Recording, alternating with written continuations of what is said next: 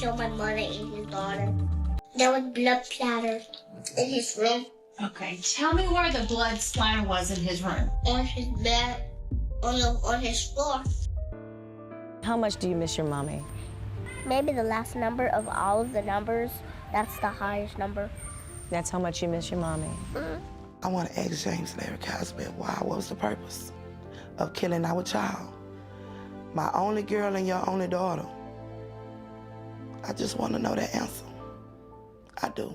So 2 women are out here doing everything right, working hard, taking care of family, just bought their first car together. But somebody in their own house couldn't stand to see them winning. Let me tell you something. Jealousy will make people do the unthinkable. This is the story of Brittany Cosby and Crystal Jackson. 2 women whose love story turned into a nightmare that no family should ever have to live through. And the only reason we know the truth, a 6-year-old little girl named Zaniah Jackson who saw something she never should have seen. Now let me paint you this picture. Brittany and Crystal weren't just some couple living their lives. These women were out here handling business. They had been together for years, and they were raising Crystal's daughter Zaniah like she was their own.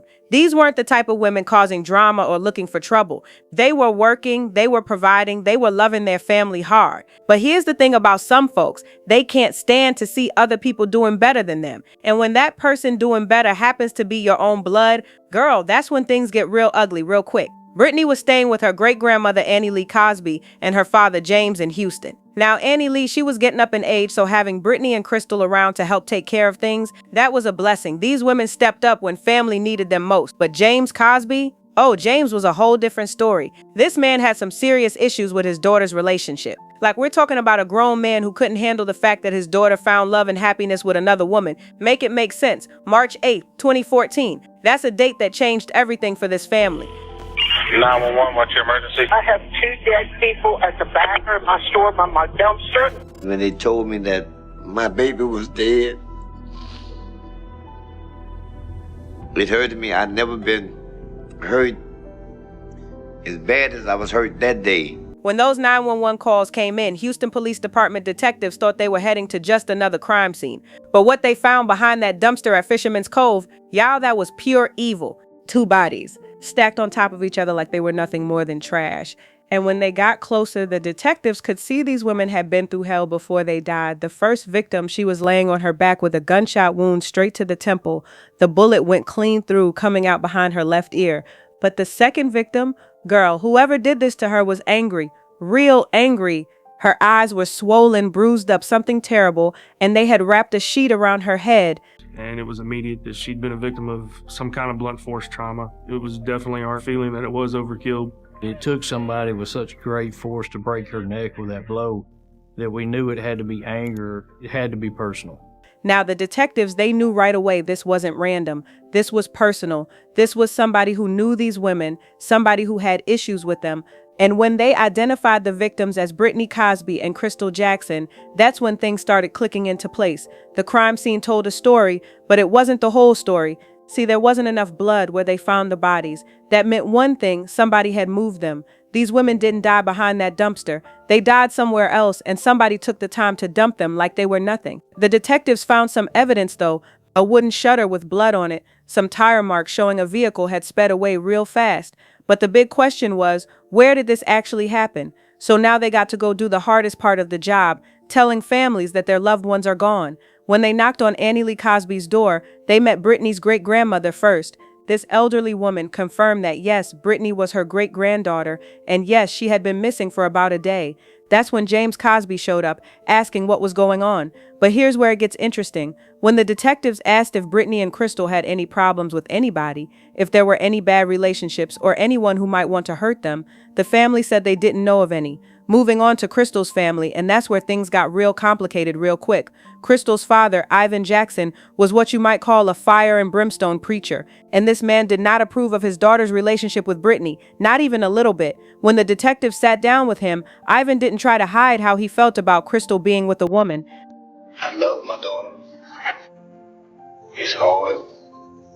I didn't like her changing her sexual orientation, but it wasn't nothing I could do because she was grown. I told Christians that lesbian stuff would take her out of you. I knew it.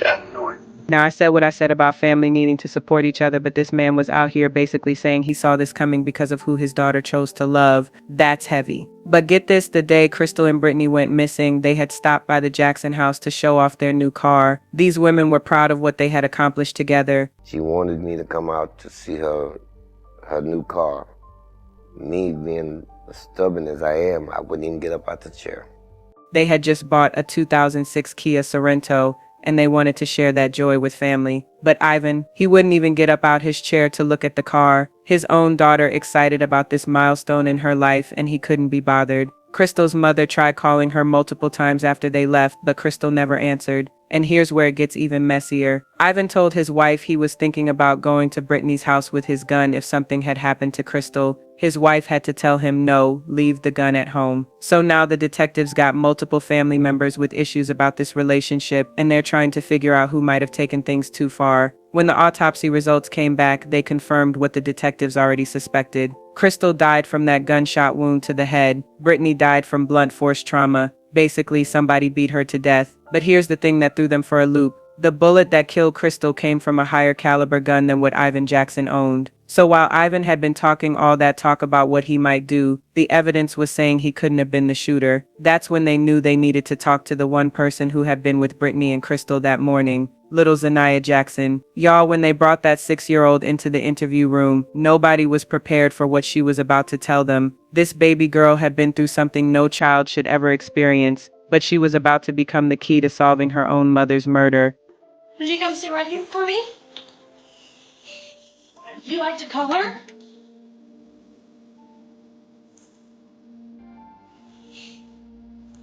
Zaniah, what is the first thing you do when you get to school? Eat breakfast. Tell me everything that happened from that morning to the time you went to sleep.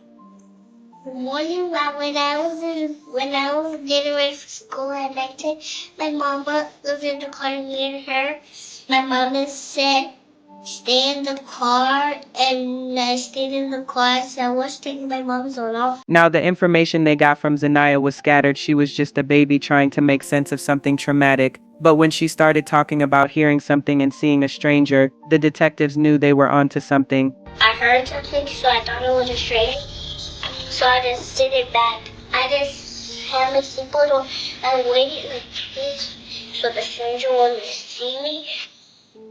But here's the thing, if there really was a stranger in the Cosby house that morning, why didn't James and Annie Lee mention anything about it when the police first interviewed them? That's when Detective Kitchens knew this little girl had seen something real, something important, and that something was going to change everything about this case. Now, Detective Kitchens, this was his first homicide case, but this rookie wasn't about to let this slide. He knew that little girl had seen something real, something that could crack this case wide open. So he did what any good detective would do. He brought James Cosby down to the sheriff's office for some one-on-one time.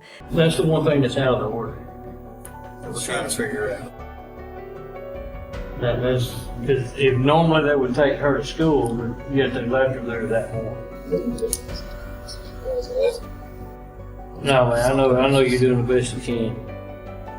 And as things come up, you know you got my number, so call any time.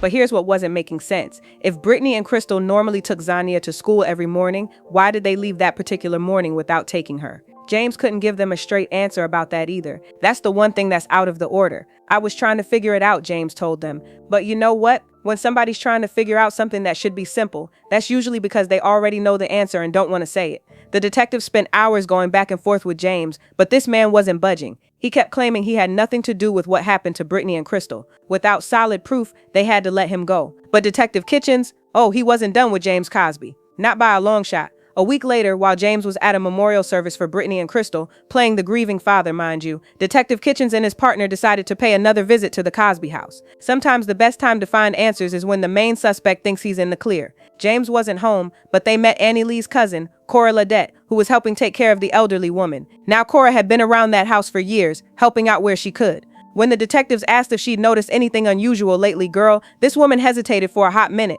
Then she motioned for them to follow her outside to the carport. And what she told them, game changer. When I looked around, I noticed that the carport was spotlessly clean. And I had never seen it clean before, never. Even though I had my grandkids move trash out of there It was always debris, something that needed to be cleaned up. Now think about this. Somebody took the time to deep clean a carport that was never cleaned before. Make it make sense. Detective Kitchen started looking around more carefully, and that's when he spotted a small pile of bricks on the concrete floor. Why would there be 5 bricks laying here in the carport? There's got to be a purpose for them being there. And what I saw just took my breath away. There was what appeared to be 4 to 5 drops of blood on the ground. I immediately began to look even closer at that point, which is when I noticed 2 more drops of blood up near the door facing. That led me to believe that we may be standing in our crime scene. Picture this. James Cosby at his daughter's memorial service, probably thinking he got away with it, when Detective Kitchens and Sergeant Kilburn walked up and slapped handcuffs on him, right there in front of everybody. The audacity of this man to be at a memorial for the daughter he killed, that takes a special kind of evil. After they arrested James, the detectives went back to that house with a search warrant and forced open the garage where James had been staying. What they found when they turned on that UV light: blood everywhere, blood on the carpet, blood on the couch, blood on clothes scattered around the room. This wasn't just a little bit of blood. This was what happens when somebody loses their life violently. Blood drops on the door jamb as you come into the house. Once we made entry into James's bedroom, we started finding blood drops and blood spatter everywhere we were looking. Once we processed the area, we were able to see how much was fluorescing, and to us it was bright like fireworks on the 4th of July. Whatever the bloodletting event was, quite a large amount of blood was spilled in that room. The evidence was overwhelming. This was where Brittany and Crystal died, in James Cosby's own room, in the house where they thought they were safe with family. When they got James into that interrogation room, the detectives thought they had him cornered. All that evidence, all that blood, surely he would break down and confess. But James Cosby, this man was cold as ice. Were you aware that we were back at the house today? Today? Can you explain to me why or how in your room where you stay that carpet throughout that room and furniture throughout that room is saturated with fresh blood? You've been in that room, sleeping in that room, with your daughter's blood on the carpet. I ain't seen no stain. Can you imagine sleeping in a room covered in your own daughter's blood and acting like you don't know anything about it? The level of heartless this man had to be operating on is beyond understanding. For 5 hours, the detectives went at him. 5 hours of trying to get this man to admit what he did to his own child. But James wasn't talking. He had the supreme beat out of him. And it's all over your room. Okay. Brittany had her brains beat in. But James just sat there, cold, emotionless, like they were talking about the weather instead of his daughter's murder. While James was sitting in that interrogation room, acting like he didn't know nothing, the forensics team was doing their job. And what they found: James Cosby's fingerprints at the dump site where they found the bodies. Can you explain to me how your print wound up over there where those bodies were recovered in Fort Bolivar? My print was on what? The scene. Okay. Tell me what's your thoughts? I have none. I can't make sense of that. This crime somehow originated at that house. So what can you tell us about the house? Nothing. Oh, but it gets better. Remember that sheet wrapped around Crystal's head? Guess whose bed sheets those were? James Larry Cosby Jr.'s sheets wrapped around his daughter's head. And you expect us to believe that James Larry Cosby Jr. don't know? That's the sheet I sleep on. Well, the sheet I used to sleep on. You wrap her up because you couldn't stand to look at her face and see what was done? Why did this happen? I can't tell you why it happened. This man took his own bed sheets and used them to wrap around his daughter's head because he couldn't stand to look at what he had done to her. His answers didn't make a lot of sense. He would not come clean, would not confess. He just never got past that breaking point. Now remember little Zaniah? The detectives brought her back for another interview because they needed to understand exactly what this baby girl had witnessed. And what she told them this time, it painted a picture that no child should ever have to paint. There was blood splatter in his room. Okay, tell me where the blood splatter was in his room. On his bed. You saw it on his bed? Okay, did you see it anywhere else? On his floor. Some on his floor? He just decided to kill my mother and his daughter. This 6-year-old baby had to watch her grandfather kill her mother and the woman who was raising her like her own. She saw James Cosby beat Brittany to death, then shoot Crystal when she tried to help. Did you ever hear anything from his room? A gunshot. You heard a gunshot. Tell me how you know it was a gunshot. Because he just, in his room, he took them to outside and just shoot them. Okay, did somebody tell you that or did you see that? I see that. Y'all, when they asked Zaniah how much she missed her mother, what she said broke everybody in that room and every person who watched this case unfold. But we'll get to that in a minute. Because what the detectives figured out from Zaniah's testimony was exactly what happened that morning. Based on everything Zaniah told them, the detectives put together the real story of what happened on March 8th, 2014. Crystal put Zaniah in the car, probably telling her to wait while they handled something inside. But inside that house, James Cosby and Brittany got into it. Maybe it was about the car they just bought. Maybe it was about Brittany's relationship with Crystal. Maybe it was about the fact that Annie Lee was leaving everything to Brittany instead of him. Whatever it was, James snapped. He beat his own daughter to death, beat her so badly that he broke her neck with the force of his rage. And when Crystal walked back into that house and saw what was happening, she tried to run. Made it to the back door, but James caught up with her and put a bullet in her head, all while little Zaniah was sitting in that car waiting for her mama to come back. When she heard that gunshot and got out to see what was taking so long, she walked straight into hell. She saw the blood, she saw James with the gun, she saw her mother and Brittany lying there. A 6-year-old baby became the only witness to a double murder committed by someone she called family. So by now, the detectives had collected 307 pieces of evidence. So at the end of this investigation, we had collected 307 pieces of individual evidence. This was the most evidence that I'd collected for any crime scene that I've worked up until that point. They had James Cosby's fingerprints at the dump site, his bed sheets wrapped around his daughter's head, blood all over his room, and an eyewitness who saw him commit murder. But here's the thing about the legal system. Even with all that evidence, they could only charge James with tampering with evidence. The fingerprints proved he was at the dump site, but they didn't directly prove he committed the murders.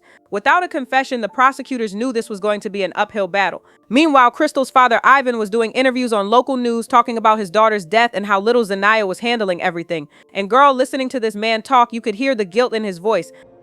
I carry a lot of guilt in me because the things I should have said to my daughter, I didn't say when I had the chance.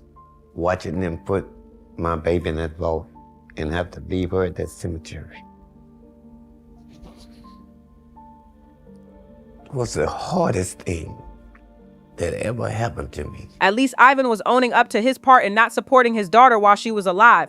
But James, this man was still playing innocent. As the case developed, the detectives started understanding what really drove James to murder his own daughter. And y'all, it was the most petty, jealous nonsense you ever heard. See, Annie Lee Cosby had recently changed her will. Instead of leaving everything to her grandson James, she decided to leave everything to Brittany. Why? Because Brittany was the one actually taking care of business while James was off doing whatever deadbeats do. But it gets worse. James had asked Annie Lee to co-sign for a vehicle for him, and she said no. Then she turned around and co-signed for Brittany and Crystal to get that 2006 Kia Sorento they were so proud of. And it starts to paint a picture of jealousy, pure jealousy. So let me get this straight. James Cosby killed his daughter and her girlfriend because his grandmother chose to support the family members who were actually responsible and taking care of her. Because he couldn't handle seeing two women working hard and succeeding while he was failing at life. Make it make sense. This grown man was so eaten up with jealousy that he committed double murder over a car loan and an inheritance. That's the level of selfishness we're dealing with here. But the moment that broke everybody, the moment that had people in tears across the country, was when they asked little Zana about missing her mother. What this baby said showed wisdom beyond her years and pain no child should ever carry. When they asked her how much she missed her mama, Zana looked at them and said something that will stay with you forever. Maybe the last number of all of the numbers, that's the highest number. That's how much you miss your mommy. Y'all, the last number of all the numbers, that's infinity, that's forever. That's a 6-year-old's way of saying she'll miss her mother for the rest of her life, and there's no number big enough to measure that kind of love and loss. This little girl who had witnessed her grandfather murder the two women who loved her most found a way to express something so profound that grown adults couldn't even handle hearing it. The comments on this case show just how deeply that moment hit people. Thousands of viewers said that's when they broke down crying. The case eventually went to trial, and James Cosby was convicted for the murders of Brittany Cosby and Crystal Jackson. Ivan Jackson, despite all his issues with his daughter's relationship, spoke about hoping for life without parole instead of the death penalty. Me and my wife and my church family, we have been praying for life without a possibility of parole. instead of the death penalty, because killing him is not going to bring either one of them back. That's grace right there. Even after everything James put this family through, Ivan was still thinking about mercy over revenge. After the case was closed, Ivan and his wife Mary were granted full custody of Zaniah. They gave her the stability and love she needed to heal from this trauma. And Detective Kitchens, he became her godfather, forming a bond that lasted for years. This man who helped solve her mother's case became family to her. Sometimes the people who show up for you in your darkest moments become the light that guides you forward. But here's what really gets me about this story. It's how Zaniah channeled her pain into purpose. Years later, when she was a teenager, they asked her what she wanted to do with her life. And baby girl had her whole future mapped out. What do you think you might want to do? I want to be a lawyer. What kind of lawyer? I want to work with the family against the criminal. What made you want to do that? My mom. So you want to be able to help other families the way attorneys helped yours? Yeah, it's okay. Think about the bright side of it, you know? If your parent was killed, you are the reason that everybody can be happy because they have you. You're like the seed. Like if you cut down a tree, you're the seed that fell on the ground. Wow. So it just sprouts up and you look just like them. That's beautiful.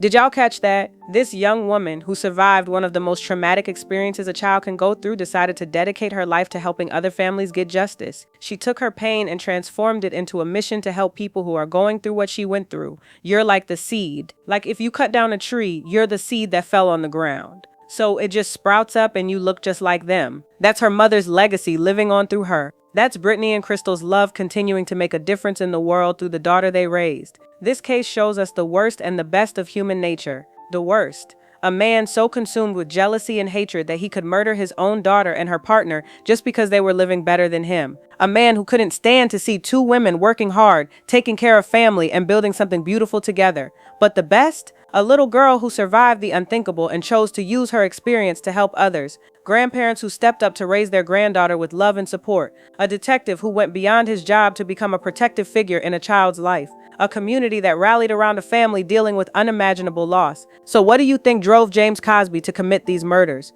Was it just jealousy over money and a car? Was it hatred for his daughter's relationship? Or was it something deeper? A man who couldn't handle being outshined by the very people he should have been proud of. One thing's for sure, Brittany Cosby and Crystal Jackson deserve so much better than the hand they were dealt. They were two women doing everything right, loving hard, and building a life together. They didn't deserve to have their story end in violence at the hands of someone who should have protected them. But their legacy lives on in Zaniah, a young woman who proves that even in the darkest circumstances, love can triumph over hate and purpose can emerge from pain. If you appreciate stories like this that highlight the strength of survivors and the importance of justice for victims of domestic violence, make sure to subscribe to Unheard Cries TV. We're here to make sure these voices are never forgotten.